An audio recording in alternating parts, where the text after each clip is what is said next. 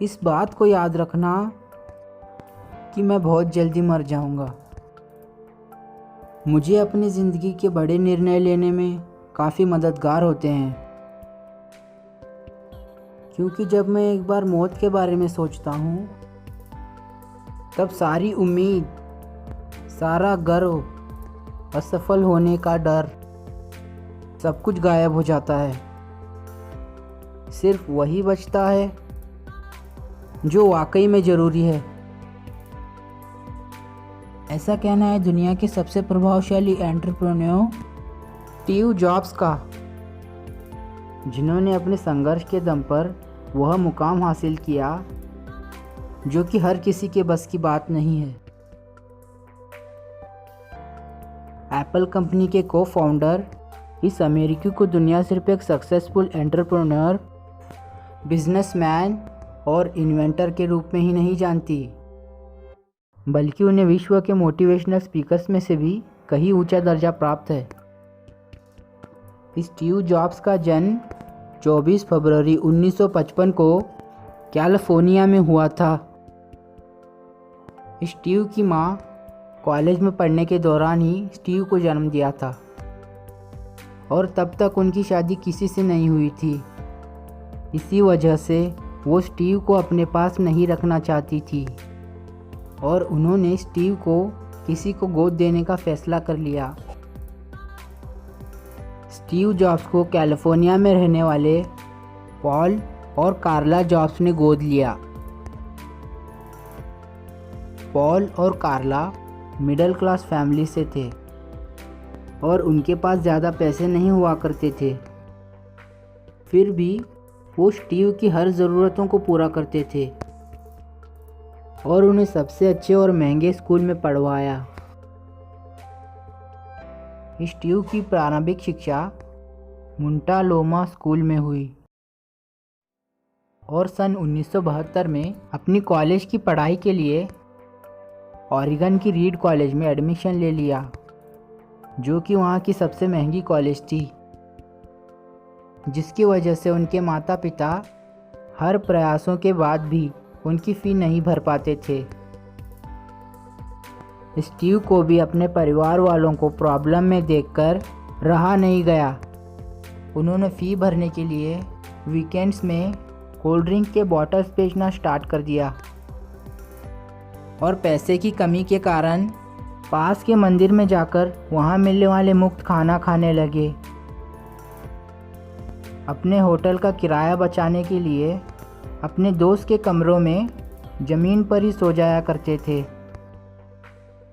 इतना कुछ करने के बावजूद पूरी फ़ी नहीं जुट पाती थी और अपने माता पिता को कड़ी मेहनत करता देख उनसे रहा नहीं गया और उन्होंने कॉलेज छोड़ दी। उसके बाद उन्होंने अपना पूरा समय अपने पहले से सोचे हुए बिजनेस पर लगाने लगे।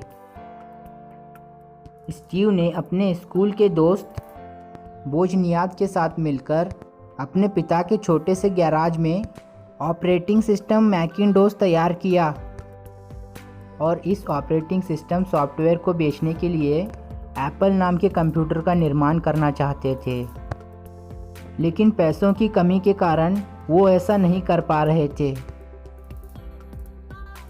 उनकी ये समस्या उनके एक मित्र माइक मर्कुल्ला ने दूर कर दी और उसके बाद सन 1976 में मात्र 20 वर्ष की उम्र में उन्होंने एप्पल कंपनी की शुरुआत की।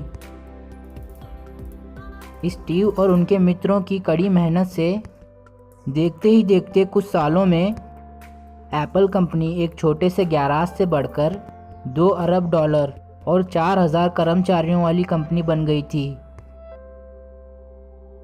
लेकिन स्टीव की ये उपलब्धि ज़्यादा देर तक नहीं रही। उनके पार्टनर्स द्वारा उनको नापसंद किए जाने और आपस में कही सुनी होने के कारण एप्पल कंपनी की लोकप्रियता कम होने लगी और धीरे धीरे कंपनी कर्ज में डूब गई। जिसके बाद बोर्ड ऑफ डायरेक्टर्स की मीटिंग हुई और उसमें सारे दोस्त स्टीव का ठहराकर सन 1985 में उन्हें कंपनी से बाहर कर दिया। ये उनके जीवन का सबसे दुखद पल था, क्योंकि जिस कंपनी को उन्होंने कड़ी मेहनत और लगन से बनाया था, उसी ने उन्हें निकाल दिया था। स्टीव के जाते ही कंपनी की हालत और ही बदतर होती जा रही थी। एप्पल से निकलने के कुछ सालों बाद स्टीव ने नेक्स्ट इंक और पिक्सलर नाम की 2 कंपनियों की शुरुआत की, और वो भी काफ़ी सफल रहीं।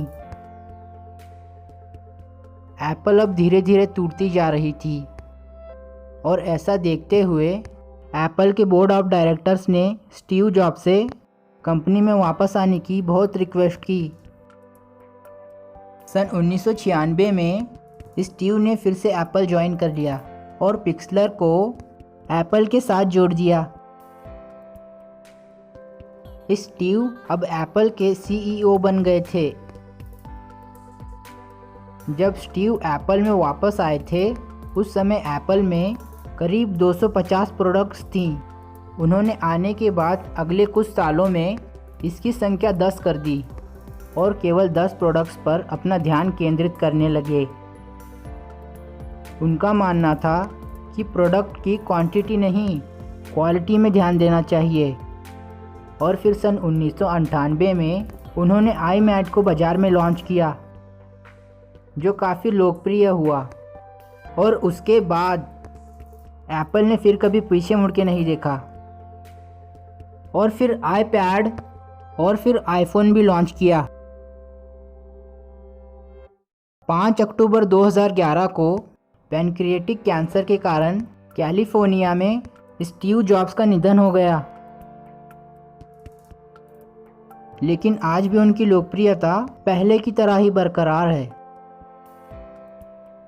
स्टीव का कहना है कि जो लोग इस बात को पागलों की तरह सोचते हैं कि वो दुनिया बदल सकते हैं, सच में वही दुनिया को बदलते हैं। आपका बहुमूल्य समय देने के लिए बहुत बहुत धन्यवाद। दोस्तों, अगर आप सबको ये वीडियो अच्छी लगी हो तो इसे एक लाइक कर देना, और अगर आप चैनल पर नए हैं तो इस चैनल को सब्सक्राइब कर देना और उस बेल आइकन को भी प्रेस कर देना। तो दोस्तों, आप सबको ये वीडियो कैसी लगी मुझे कमेंट करके ज़रूर बताना। तो चलिए मिलते हैं नेक्स्ट वीडियो में।